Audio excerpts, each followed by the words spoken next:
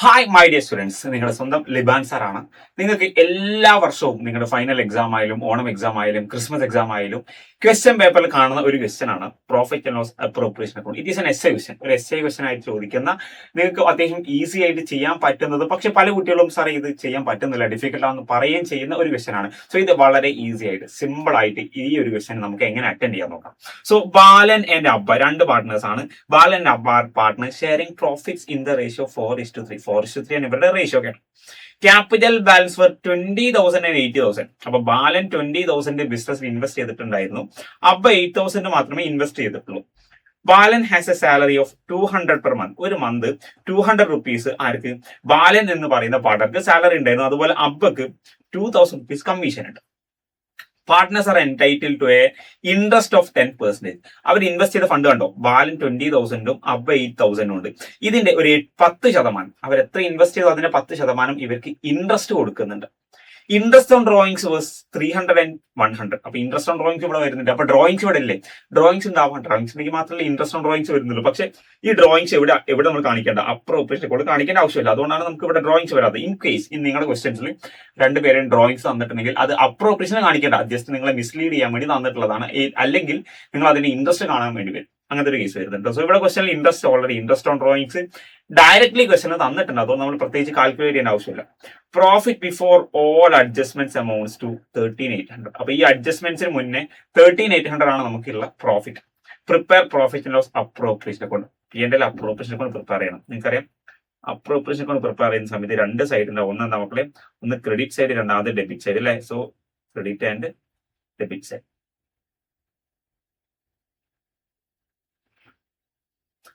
ഇതാണ് debit side, ഇതാണ് credit side. So ഇവിടെ എന്താ എഴുതേണ്ടത്? Profit and loss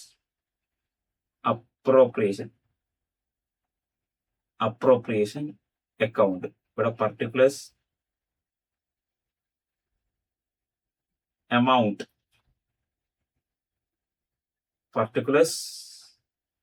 amount, clear ആണോ? ഇങ്ങനെയാണ് P&L അപ്രോപ്രിയേഷൻ. ഇനി ഈ ഒരു അക്കൗണ്ടിന്റെ പ്രത്യേകത പറയാം. ഇതിന്റെ ഡെബിറ്റ് സൈഡും ഇത് ഡെബിറ്റ് സൈഡും ഇത് ക്രെഡിറ്റ് സൈഡും അല്ലെ.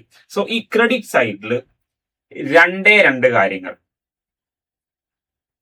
ക്രെഡിറ്റ് സൈഡിൽ രണ്ട് കാര്യങ്ങൾ മാത്രമാണ് റെക്കോർഡ് ചെയ്യുന്നത്. ശ്രദ്ധിക്കണം, ക്രെഡിറ്റ് സൈഡിൽ രണ്ട് കാര്യങ്ങൾ മാത്രമേ റെക്കോർഡ് ചെയ്യുന്നുള്ളൂ. ഒന്നാമത്തത് നെറ്റ് പ്രോഫിറ്റ്. എന്താ മക്കളെ? Net profit. രണ്ടാമത്തത് ഇൻട്രസ്റ്റ് ഓൺ ഡ്രോയിങ്സ്. ശ്രദ്ധിച്ചിട്ടോ, എല്ലാ ക്വസ്റ്റ്യൻസിലും നെറ്റ് പ്രോഫിറ്റ് തരും. ഈ നെറ്റ് പ്രോഫിറ്റ് എവിടെ തരും? ക്വസ്റ്റ്യൻ തരും. കണ്ടോ ഇവിടെ നെറ്റ് പ്രോഫിറ്റ് ബിഫോർ ഓൾ അഡ്ജസ്റ്റ്മെന്റ്സിന് മുന്നുള്ള പ്രോഫിറ്റ് എത്രയാ? സോ 13,800.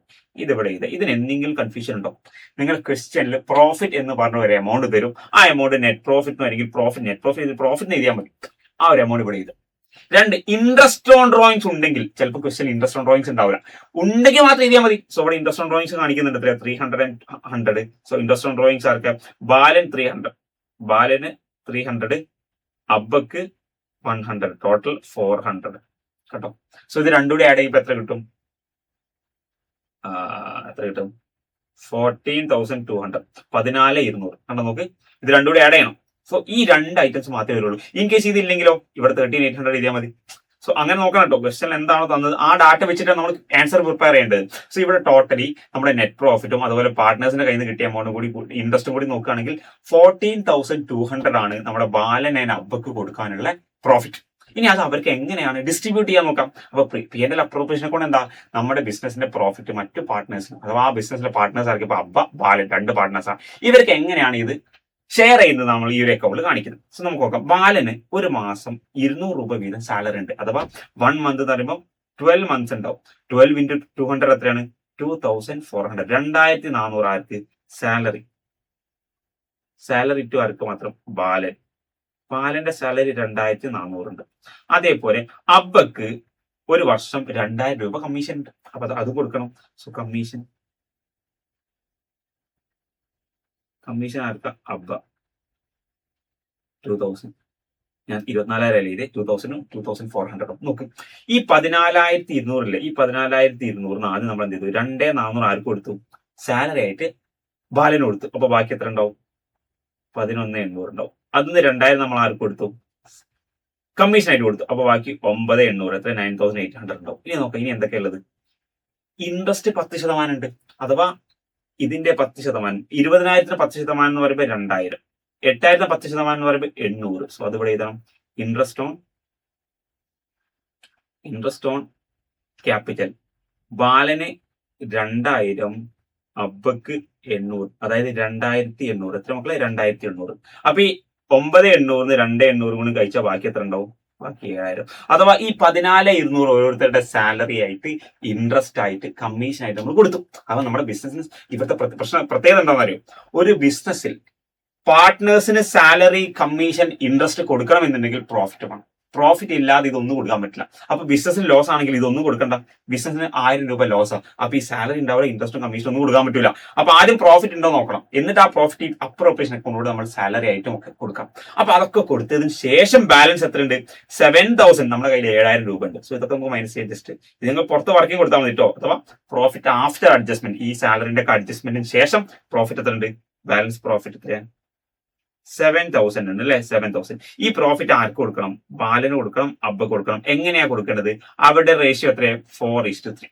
4:3 എന്ന് പറയുമ്പോൾ 7,000 ഇൻറ്റു 4/7 ഇൻറ്റു 3/7. അതെങ്ങനെ 7 കിട്ടിയത്? 4 + 3 എത്രയാ? 7 അല്ലേടാ? 4 + 3 7 ആണ്. അതുകൊണ്ടാണ് 7 ഷെയർ. അതിലെ 4 ബാലന്, 3 അബ്ബക്ക്. അപ്പൊ 7,000 ഇൻറ്റു 4/7 എത്രയാ? 4,000. അപ്പൊ 7,000 ഇൻറ്റു 3/7 എത്രയാ? 3,000. അപ്പൊ ഈ പ്രോഫിറ്റില് ബാലന് 4,000 കിട്ടും, അബ്ബക്ക് 3,000 കിട്ടും. അപ്പൊ ടോട്ടൽ 7,000. ഇനി ഇതെല്ലാം കൂടി ടോട്ടൽ ചെയ്ത് നോക്കും. 2,400 ഉണ്ടായിരുന്നു. 4,000. 4,000 + 2,800 5,200 7,200. 7,200 + 4,000 14,200. കേട്ടോ. നമ്മുടെ ബിസിനസിന് കിട്ടിയ പ്രോഫിറ്റും അതിന് പുറമെ പാർട്ട്നേഴ്സ് അവരുടെ ഇൻട്രസ്റ്റ് തരണം. ആ ഇൻട്രസ്റ്റ് 400. ഇത് ടോട്ടൽ 14,200 ഉണ്ടാവും. ഈ 14,200 ആദ്യം ബാലന്റെ സാലറി കൊടുത്തു, പിന്നെ അബ്ബന്റെ കമ്മീഷൻ കൊടുത്തു, പിന്നെ രണ്ടുപേരുടെയും ഇൻട്രസ്റ്റ് ഓൺ ക്യാപിറ്റലും കൊടുത്തു. ബാക്കി 7,000 വന്നു. ആ 7,000 ആണ് ഇവരുടെ പ്രോഫിറ്റ് ഷെയറിംഗ് റേഷ്യോയിൽ ഷെയർ ചെയ്യേണ്ടത്. ക്ലിയർ ആണോ? ഇങ്ങനെയാണ് P&L പ്രോഫിറ്റിനെ കൊണ്ട് പ്രിപ്പയർ ചെയ്യുന്നത്. ഇതിന്റെ തമ്പ് റൂൾ എന്ന് പറയുന്നത് എന്താ? നെറ്റ് പ്രോഫിറ്റും ഇൻട്രസ്റ്റ് ഓൺ ഡ്രോയിങ്സും മാത്രം ക്രെഡിറ്റ് സൈഡിൽ വരിക. Salary, interest on capital, commission debit സൈഡിൽ വരിക. എന്നിട്ട് അതിന് ശേഷം പ്രോഫിറ്റും ഡെബിറ്റ് സൈഡിൽ അങ്ങ് കൊടുക്കുക. സംച ഓക്കെ, സംശയം എന്താ പറയാ? ഖലാസ് ഓക്കെ. ഇത്രയുള്ളൂ. സിമ്പിൾ അല്ലേ? സോ അപ്പൊ ഈ ക്വസ്റ്റ്യൻ ചെയ്ത് 6 മാർക്ക് ഷുവർ ആയിട്ട് നിങ്ങൾ എന്ത് ചെയ്യാം? വാങ്ങുക. ഉറപ്പായും നമ്മുടെ ലൈവുകൾ കാണാം. മാക്സിമം ഫ്രണ്ട്സിന് നിങ്ങൾ എന്ത് ചെയ്യുക? വീഡിയോ ഷെയർ ചെയ്യുക. അപ്പൊ മക്കളെ ഓണ പരീക്ഷയ്ക്ക് ലൈവിൽ കാണാം.